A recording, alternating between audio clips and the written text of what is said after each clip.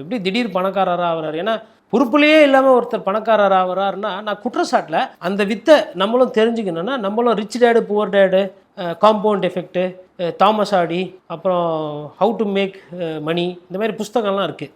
அந்த புஸ்தகம்லாம் படிச்சுட்டு அறிவு வளர்த்துக்கிறது லேட் ஆகும். அண்ணாமலை கொள்கை தான் நமக்கு செட் ஆகாது. பட் அண்ணாமலை முன்னேற்றம் இருக்குது, நல்லா தானே இருக்குது. அரசியலில் வந்து ஒரு கவுன்சிலர் கூட ஜெயிக்காமல், ஒரு சட்டமன்ற உறுப்பினர் ஆகாமல், மாதம் 8 லட்ச ரூபாய்க்கு வந்து காருக்கு டீசல் போடுறாங்க, ரூமு தங்கினா காசு கொடுக்குறாங்க, இதெல்லாம் ஃப்ரீயாக கிடைக்குது. பொது வாழ்க்கையில் இருக்கிறவர் பயத்தில் இப்படி ஒரு பத்திரிகையாளர் சந்திப்பு வச்சிருக்கு. ஆனால் நான் ஆடு மேய்ச்சனை, மாடு வந்து 8 லிட்டர் பால் கறந்துச்சு, நான் வந்து கறவை மாட்டை கறந்து ஆவினக்கு விற்று அதில் அண்ணாமலை படத்தில் வர மாதிரி நெய்யெல்லாம் விற்று அப்புறம் ஹோட்டல் அண்ணாமலை கட்டணும்லாம் சொன்னால் அது வந்து படம்.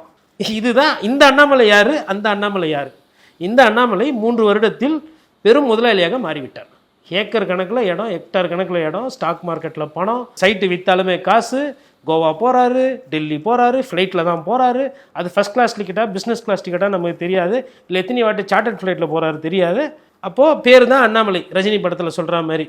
ஆனால் எப்படி இவர் போயிருக்காரு நாட்டு மக்களுக்கு தான் வெளிச்சம். இல்லை அவர் இதில் மறுப்பு இருக்குது அப்படின்னா உட்கார வச்சு நான் சொன்ன மாதிரி அவர் எதுலெல்லாம் ஷேர் ஹோல்டரு, இந்த காசு எப்படி வந்தது, நல்லபடியாக சொல்ல, நான் குற்றச்சாட்டாக சொல்ல சொன்னீங்கன்னா என் போன்றவர்கள் புஸ்தகம் படித்து தெரிந்து கொள்வதை விட நேரான ஒரு வாழ்க்கையில் தெரிஞ்சுக்கிறோம். நாங்களும் வந்து ஒரு 10 காசு சம்பாதிப்போம்.